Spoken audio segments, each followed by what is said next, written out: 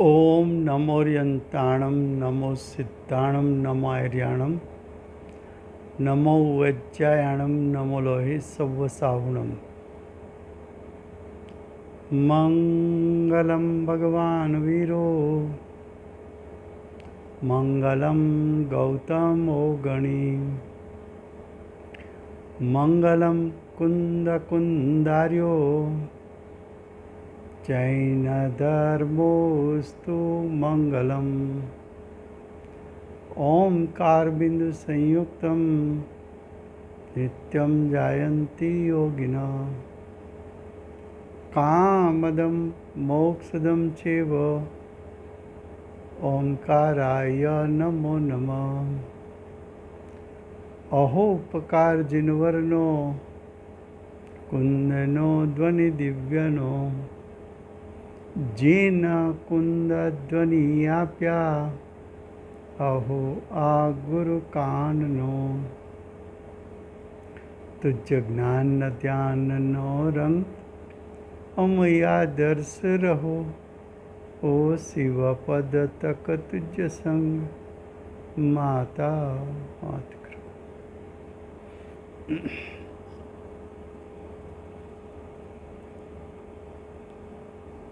આ અષ્ટપાહુર નામનું અધ્યાત્મશાસ્ત્ર છે. ભગવત કુંકુંદાચાર્ય દેવ બીજું પાહુડ સૂત્રપાહુડની રચના કરી છે. સૂત્રપાહુડમાં સૂત્ર એટલે પ્રયોજનને શોધી આપે, પ્રયોજનને પ્રાપ્ત કરાવે. તો સૂત્રપાહુડમાં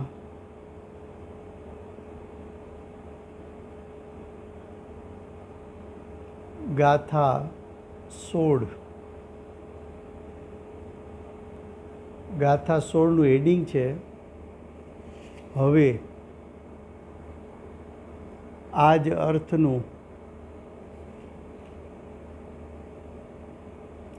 અર્થને દ્રઢ કરવાનો ઉપદેશ આપે છે. આગલી ગાથામાં 15 ગાથામાં આચાર્ય ભગવંતે કહ્યું હતું કે ઈચ્છાકાર કોને કહેવાય?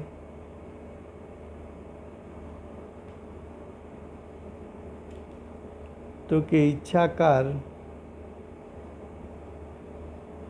પોતાના સ્વરૂપની રુચિ કરે એને ઈચ્છાકાર કહેવાય.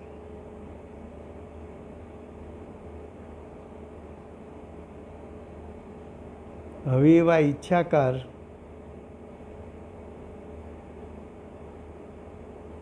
બીજા ધર્મનું આચરણ કરે તો તેને સિદ્ધિની પ્રાપ્તિ એટલે પ્રયોજનની પ્રાપ્તિ થતી નથી. એ વાતને દ્રઢ કરવા ગાથા 16 કહે છે. ગાથા 16ના શબ્દો છે: આ કારણે તે આત્મની ત્રિવિધે તમે શ્રદ્ધા કરો, તે આત્મને જાણો પ્રયત્ને મુક્તિને જેથી વરો. એનો અર્થ પહેલાં કહ્યું હતું કે જે આત્માને ઈચ્છતો નથી તેને સિદ્ધિ નથી.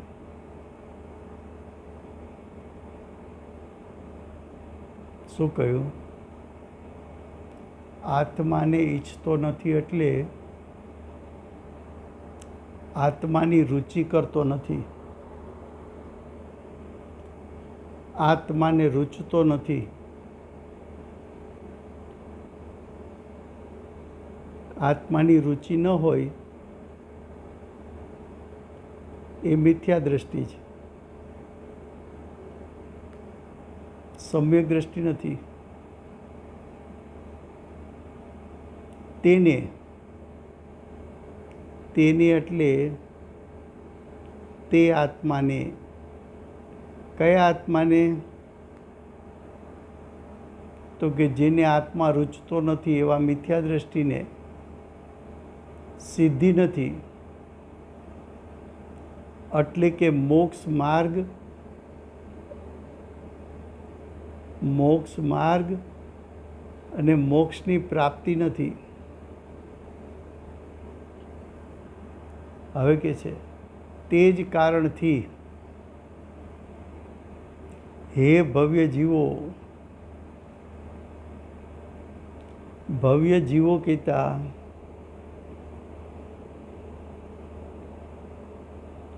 મોક્ષની ઈચ્છાવાળા જીવો, તમે તે આત્માનું શ્રદ્ધાન કરો.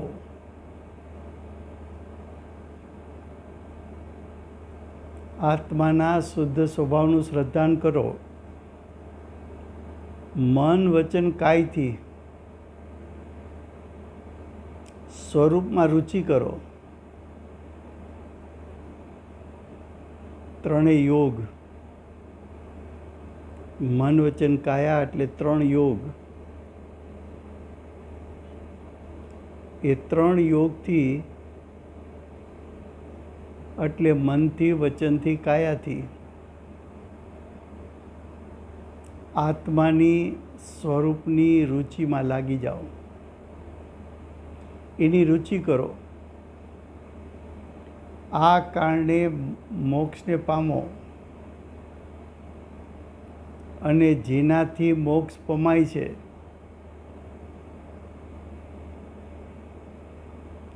જેનાથી મોક્ષ પમાય છે, તો જેનાથી એનો અર્થ એક છે સમ્યક દર્શન, એટલે આત્માની રુચિથી મોક્ષ પ્રગટ કરાય છે. બીજો અર્થ છે આ સૂત્ર અધિકાર છે. જેનાથી એટલે જે સૂત્રોથી મોક્ષ પમાય છે તેને પ્રયત્ન વડે, તેને એટલે સૂત્રોને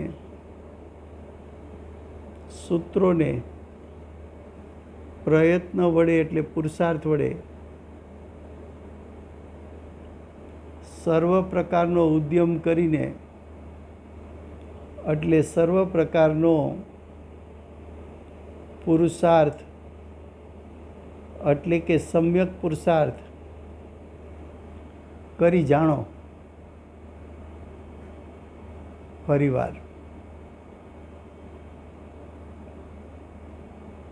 શું કહ્યું? જે જીવ જે ઈચ્છાકાર આત્માને ઈચ્છતો નથી, એટલે આત્માની રુચિને ઈચ્છતો નથી, આત્મ સ્વભાવ સાથે પ્રીત બાંધતો નથી, તેને એટલે તે આત્માને સિદ્ધિ નથી.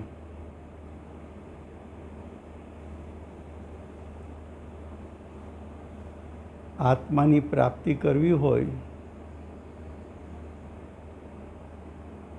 તો કયું પ્રથમ સૂત્ર ગ્રહણ કરવું? કયો સિદ્ધાંત પેલો સ્વીકાર કરવો? તો કે આત્માનું શ્રદ્ધાન કરવું, આત્માની પ્રીતિ કરવી, આત્માની રુચિ કરવી, આત્મ સ્વભાવને નિર્વિકલ્પ થઈને જાણવો, નિર્વિકલ્પ થઈને વેદન કરવું,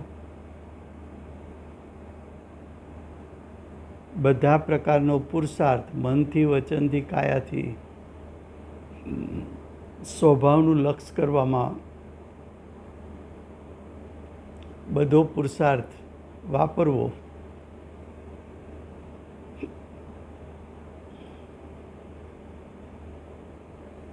જો તું આત્મ સ્વભાવની રુચિ કરીશ તો આત્મ સ્વભાવની રુચિ એ મોક્ષનું મૂળ છે.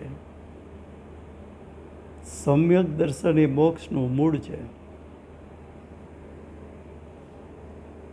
તો તને મોક્ષની પ્રાપ્તિ થશે. અને જેનાથી મોક્ષ પમાય છે, એટલે જે સૂત્રોથી મોક્ષ પમાય છે તેને પ્રયત્ન વડે, પુરુષાર્થ વડે સર્વ પ્રકારનો ઉદ્યમ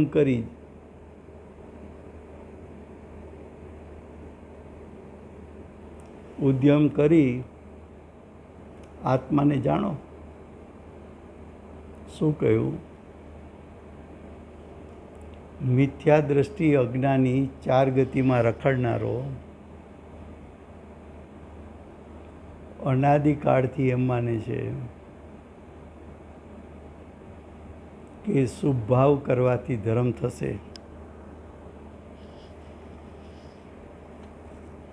શરીરની ક્રિયા કરવાથી ધર્મ થશે, દાન કરવાથી ધર્મ થશે, બાહ્યમાં પરિગ્રહનો ત્યાગ કરવાથી ધર્મ થશે.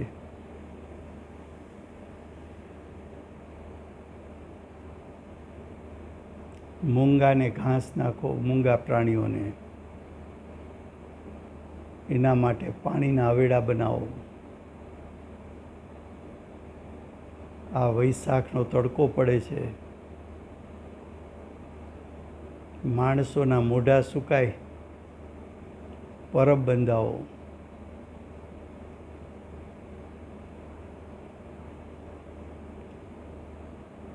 રોગ વધતા જાય છે, જીવોને સાતારે હોસ્પિટલો બનાવો,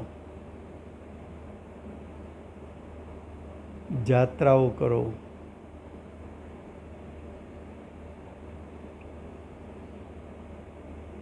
આ બધું પણ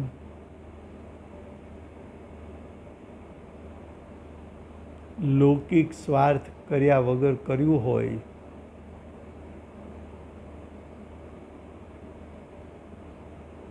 દાન કરે. કેમ? દીકરા દીકરી મોટા થયા છે, સમાજમાં વરાવા પરણાવા છે, 5 લોકો ઓળખે, આપણે ધનવાન છે કેમ ખબર પડે?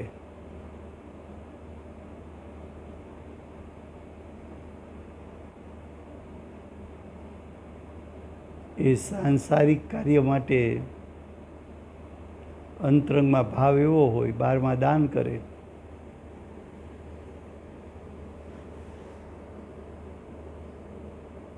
એમાં પુણ્યબંધ પણ ક્યાં થાય?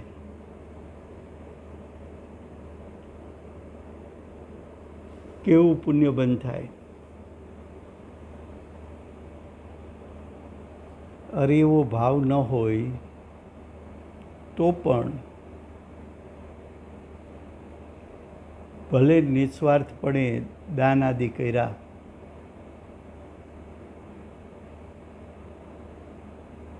પણ દાનનું ફળ, શુભભાવનું ફળ તો ગતિ છે.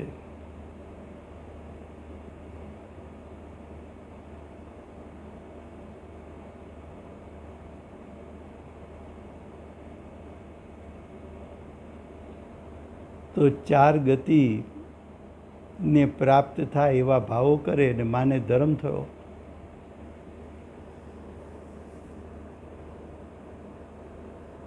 આવી વિપરીતતા તો અનાદિકાળથી અજ્ઞાન દશામાં જીવ કરતો આવ્યો છે.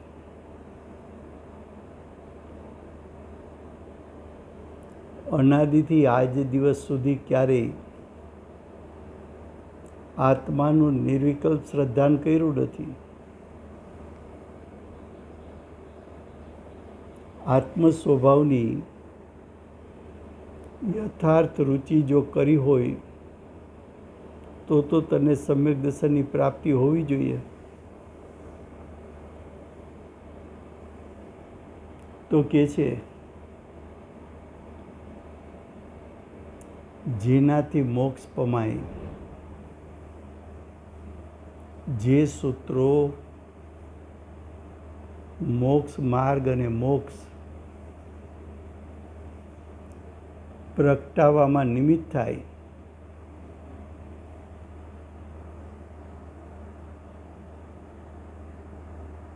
જે સૂત્રોથી મોક્ષની પ્રાપ્તિ થાય તેને પ્રયત્ન વડે એટલે પુરુષાર્થ વડે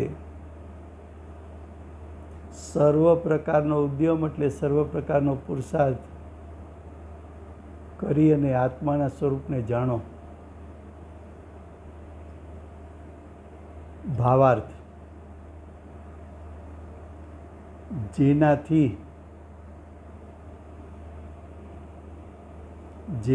એના અનેક અર્થ છે. જેનાથી એટલે જે રુચિથી મોક્ષ પમાય,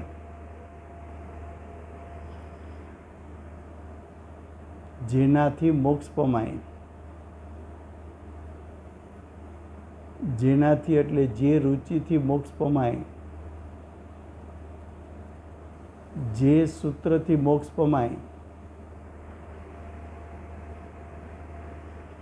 જે લિંગથી મોક્ષ પમાય,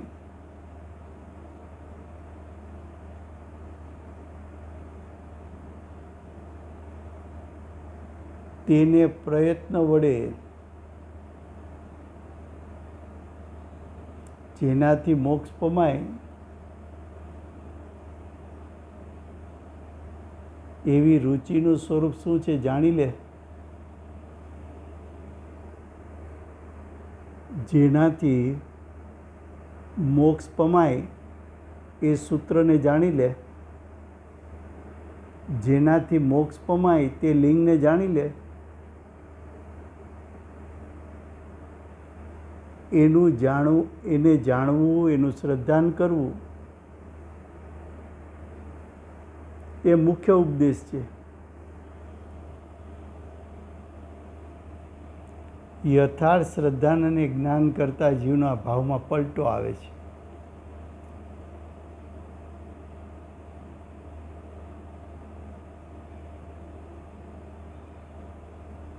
જીવના ભાવમાં પલટો આવે છે એટલે અભિપ્રાય પલટી જાય છે. અભિપ્રાય પલટતા સમ્યક દર્શન પ્રાપ્ત થાય છે અને એની સાથે જે જ્ઞાન પ્રગટે છે એ સમ્યક જ્ઞાન હોય છે. હવે કે છે અન્ય પ્રકારના આડંબરથી શું પ્રયોજન છે?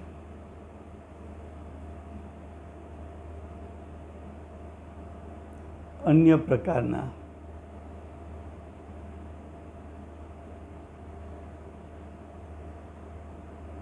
(363) મતમાં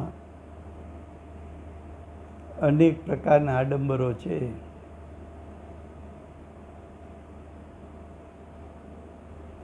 એનું શું પ્રયોજન છે?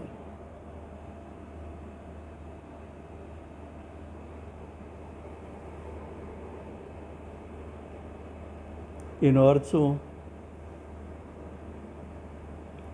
કે પાખંડ મત મુજબ કરેલા આચરણો એ આડંબરો છે, પ્રયોજનભૂત નથી,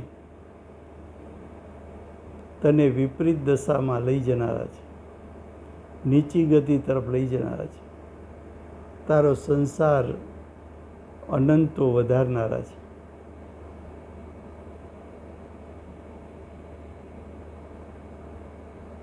તો આવા આડંબર પ્રયોજનભૂત નથી, આ પ્રમાણે જાણવું. હવે ગાથા 17 હવે કહે છે કે જીન સૂત્રને જાણવાવાળા મુનિ છે.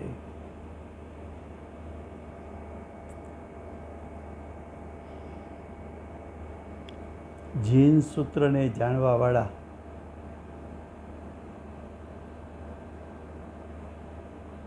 જીન એટલે રાગ દ્વેષ રહિત સૂત્રને જાણનારા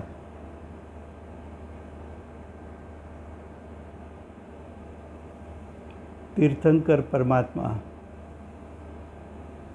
જેમને મોહ રાગ દ્વેષ છૂટી ગયા, એમની વાણી, એમની દિવ્ય ધ્વનિ, એમની ઓમ ધ્વનિ, એમની ઓમકાર ધ્વનિ, એમની નિરક્ષરી વાણી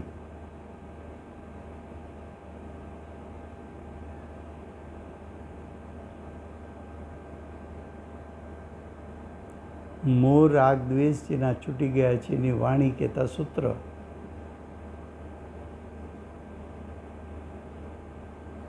એ જીનેન્દ્ર ભગવાનની વાણી એટલે એના સૂત્રો જાણવાવાળા મુનિ છે. ગણધર પણ મુનિ છે.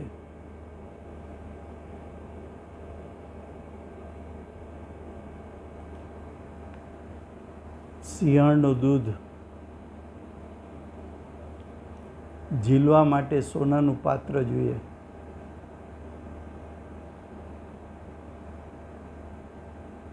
ભગવાનની વાણી ઝીલવા માટે સોનાનું પાત્ર ગણધર.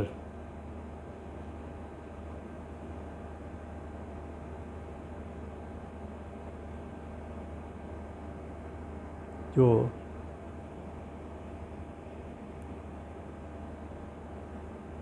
જીનેન્દ્ર ભગવાનના સૂત્ર પ્રમાણે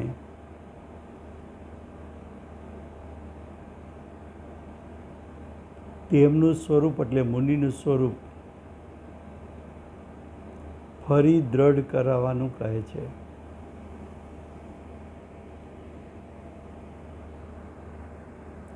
કુંદકુંદાચાર્ય દેવના કાળમાં પણ વિપરીત મતને અનુસરનારા અને પોતાની જાતને મુનિ કહેનારા, સંતો કહેનારા, સાધુ કહેનારા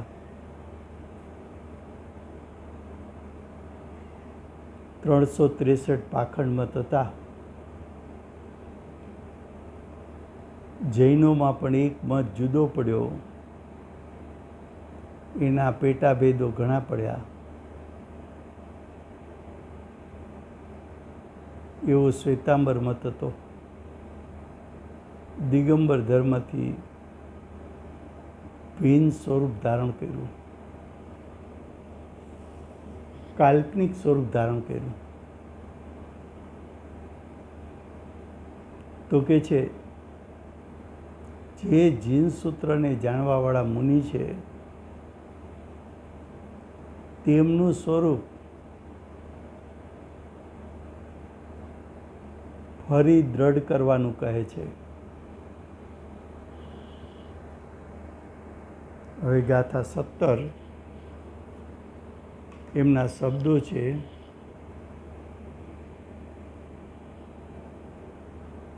રે હોય નહીં બાલાગ્નિ અણી માત્ર પરિગ્રહ સાધુને કરપાત્રમાં પરદત્ત ભોજન એક સ્થાન વિશે કરે.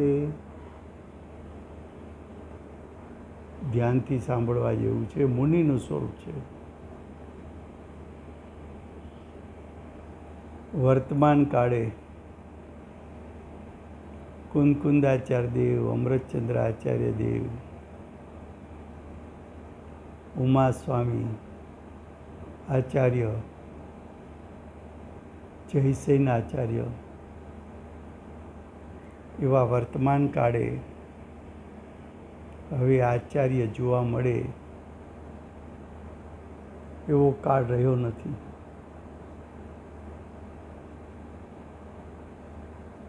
હવે કે છે ધ્યાનથી સાંભળવા જેવું. પેલી લીટીમાં 363 પાખંડ મત તો એમણે ચાલ્યા જશે. જો વાળના અગ્રભાગ જેટલો વાળ હોય એનો અગ્રભાગ કેટલો પતલો અને સૂક્ષ્મ,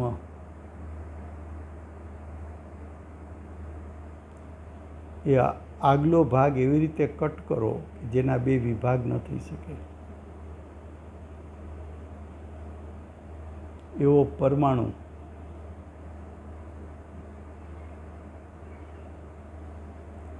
વાળના અગ્રભાગ જેટલો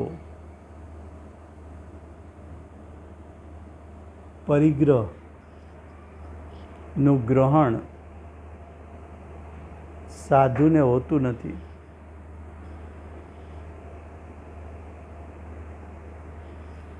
શું કહ્યું?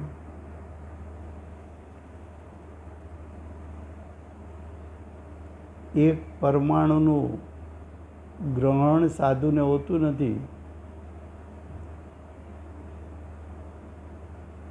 363 પાખંડ મત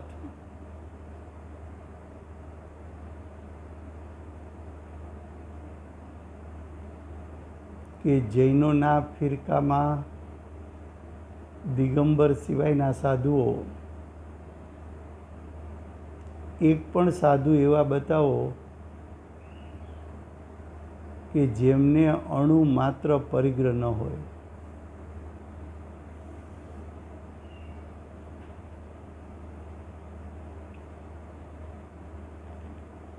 અણુ માત્ર એક પરમાણુ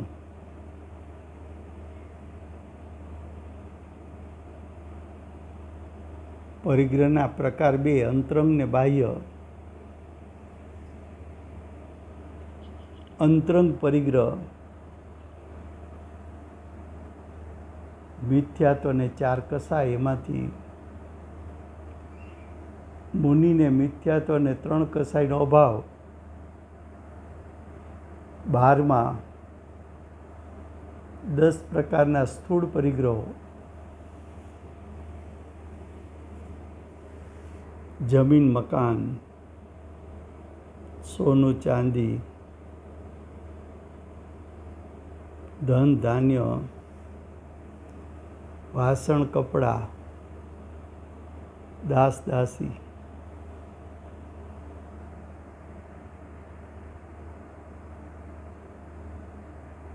તો કે અણુ માત્ર પરિગ્રહનું ગ્રહણ સાધુને હોતું નથી.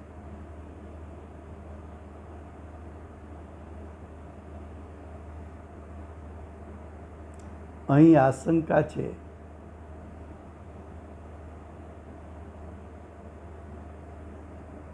આશંકા કોને કહેવાય?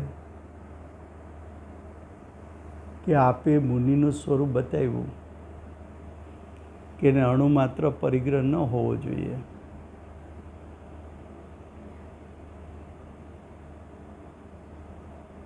તો આપ કયો છો એ વાત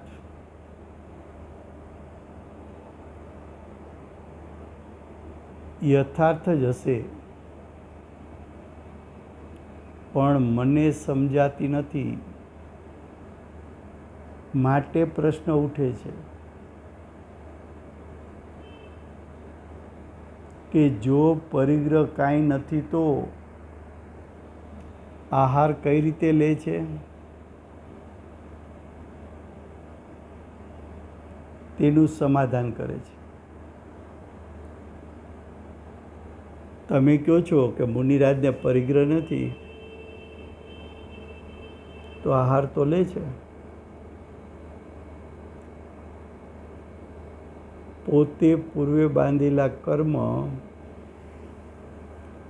એને કારણે મળેલો 10 પ્રકારનો પરિગ્રહ, એ પરિગ્રહનો તો ત્યાગ કરી દીધો.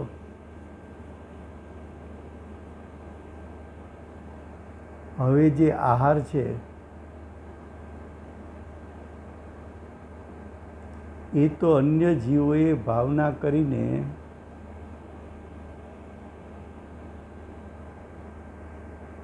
આહારદાન કરેલું છે.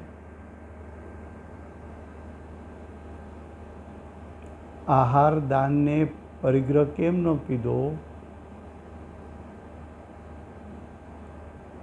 કે જ્યાં સુધી શરીર છે ત્યાં સુધી શરીરને ટકવા માટે ઓછામાં ઓછો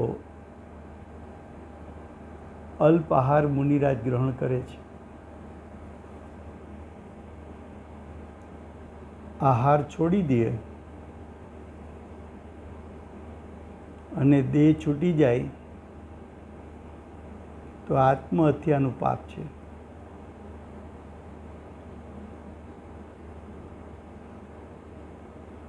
મુનિરાજ આત્મહત્યા તો કરતા નથી,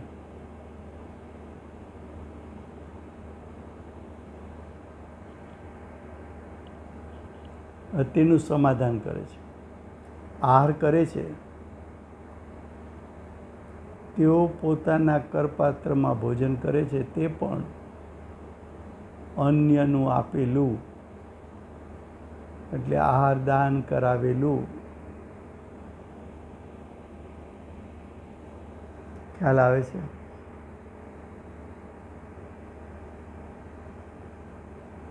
હવે કે છે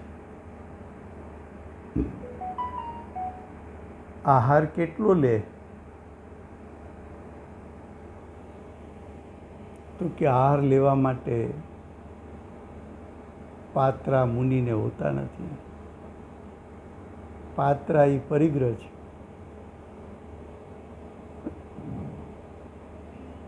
મુનિરાજ પોતાના હાથમાં કૌલાહાર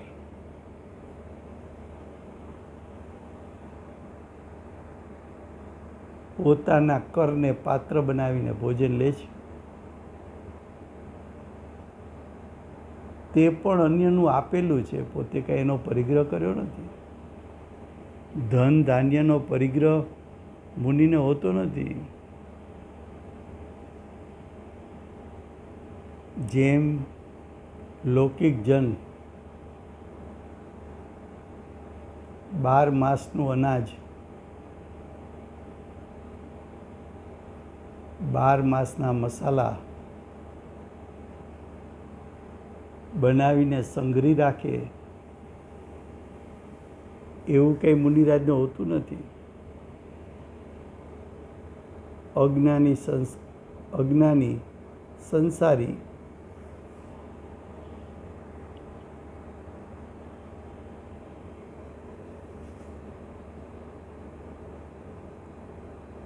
પાંચ સાત પેઢી ચાલે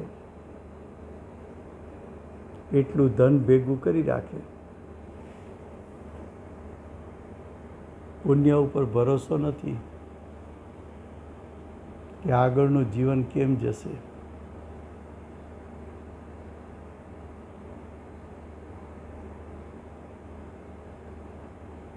તો કે છે કરપાત્રમાં ભોજન કરે છે, તે પણ અન્યનું આપેલું.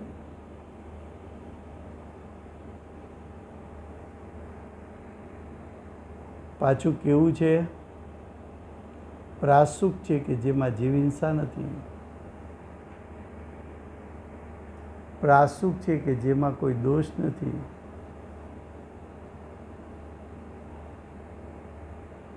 મુનિરાજ ભોજન લે, એ ભોજન લૌકિક અપેક્ષાએ ટીકાને પાત્ર ન હોય એવું ભોજન હોય. ભોજન લે એમાં જીવ હિંસા ન હોય. ભોજન લે સાત્વિક હોય. ભોજન લે પણ એમાં રસની મુખ્યતા ન હોય.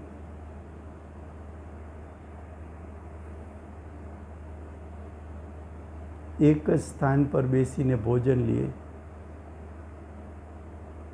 દિવસમાં એક વખત આહાર લઈએ, વારંવાર આહાર લેતા નથી.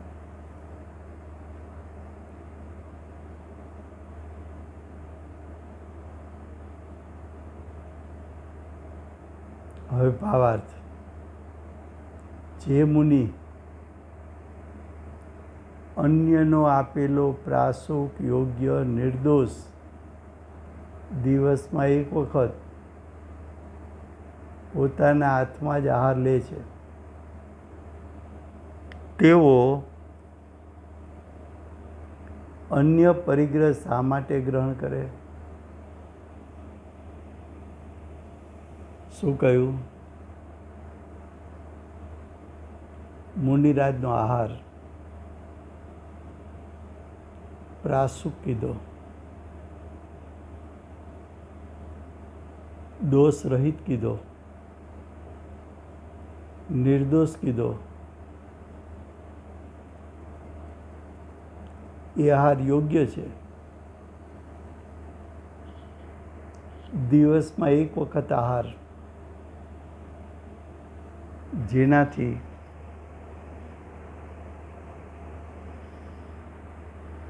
જેનાથી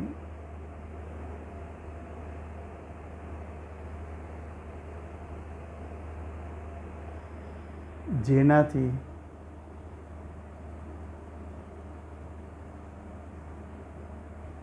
કોઈ જીવહિંસા આદિ નથી, જેનાથી માત્ર શરીર ટકી શકે, અલ્પ આહારથી શરીર ટકી શકે એટલો જ આહાર.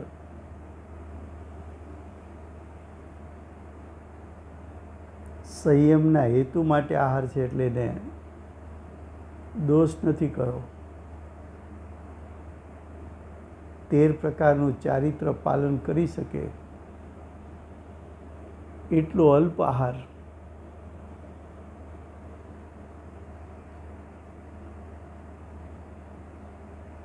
હવે કે છે તેઓ અન્ય પરિગ્રહ શા માટે ગ્રહણ કરે?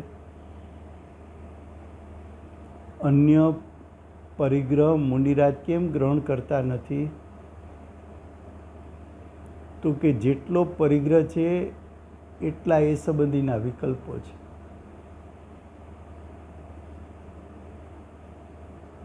અને એ સંબંધીના જેટલા વિકલ્પો છે એ વિકલ્પો શુભરાગરૂપ છે. અને એ શુભરાગ શુદ્ધતાનું ઘાતક છે. પરિગ્રહના નિમિત્તે મુનિરાજની સાધનામાં અંતરાય ઉત્પન્ન થાય છે. એ મુનિરાજને પોસાય તેવું નથી.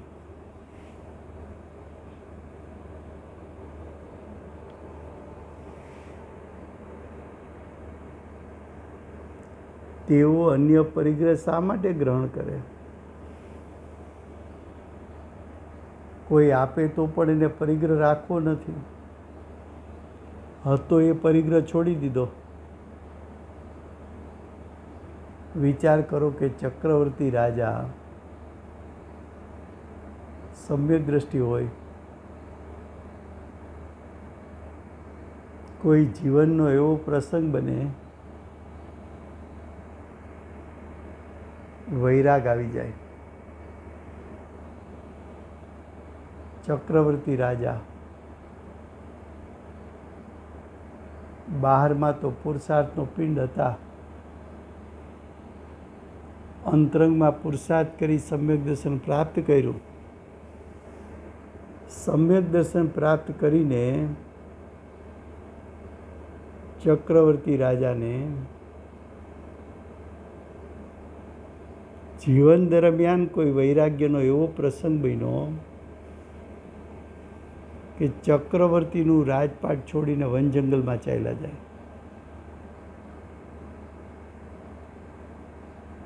જ્યાં પરિગ્રહમાં પોતાનો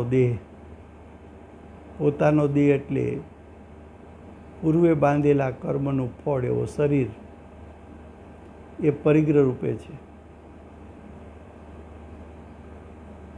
અને અહિંસા વ્રતનું પાલન કરવા માટે હાથમાં પીછી છે, શરીરની શુદ્ધિ અર્થે કમંડળ છે,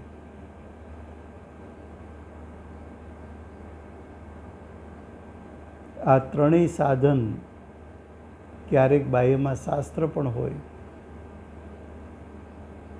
પણ આ બધા સાધનો મુનિરાજના સંયમ માટે ઉપયોગી છે.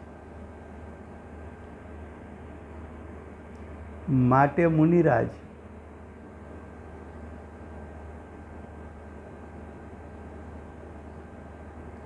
એમને આવો પરિગ્રહ છે, પણ સંયમના હેતુ માટે હોવાથી એ મુનિરાજ નો પરિગ્રહ નામ પામતો નથી.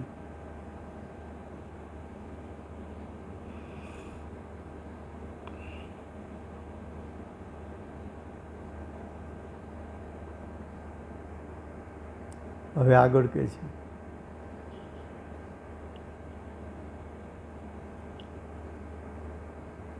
મુનિરાજ આહાર કરે છે, તેઓ કરપાત્રમાં ભોજન કરે છે, તે પણ અન્યનું આપેલું પ્રાસુક અન્ન માત્ર લે છે, એક જ સ્થાન પર લે છે, વારંવાર લેતા નથી, અન્ય સ્થાનોમાં પણ લેતા નથી. જો મુંડીરાજ માટે શું શું કહ્યું?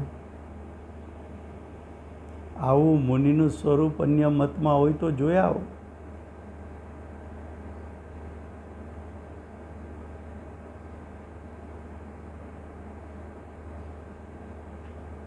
ભોજન આહાર પરિગ્રહ નથી. કેમ કે બીજા દ્વારા અપાયેલું છે, એટલે પોતાનો પરિગ્રહ નથી. આહાર લે છે, પણ એ આહાર નિર્દોષ લે છે, નિંદાપાત્ર આહાર લેતા નથી. એક જ જગ્યાએથી આહાર લે છે. મુનિરાજ આહારદાન માટે 2-4 જગ્યાએ ફરે નહીં. દિવસમાં પણ એક જ વખત આહાર લે છે, વારંવાર આહાર ન લે.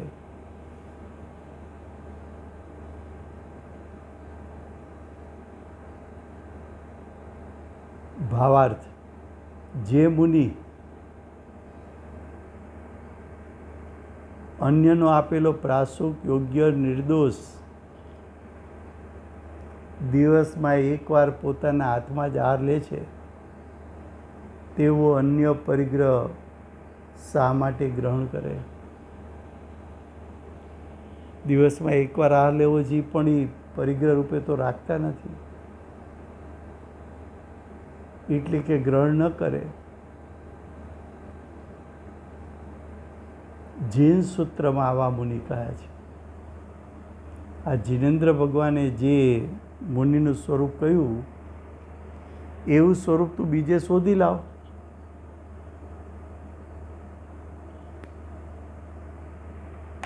તો કે એવું સ્વરૂપ તને નહીં મળે.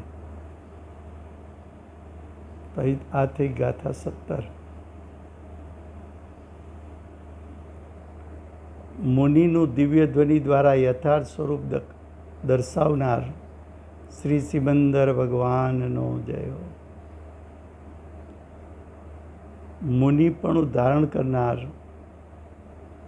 અને મુનિઓને શિક્ષા દીક્ષા દેનાર શ્રી કુંકુંદાચાર્ય દેવનો જય. વર્તમાન કાળે મુમુક્ષુઓને યથાર્થ મુનિપણાનું ભાન કરાવનાર પરમ કૃપાળુ શ્રી સદગુરુદેવનો જય. પૂર્વ ભવે જેમણે મુનિઓને પણ આહારદાન કરાવેલ છે, એવા પ્રસમમૂર્તિ ભગવતી માતનો જય. સમય થયો છે.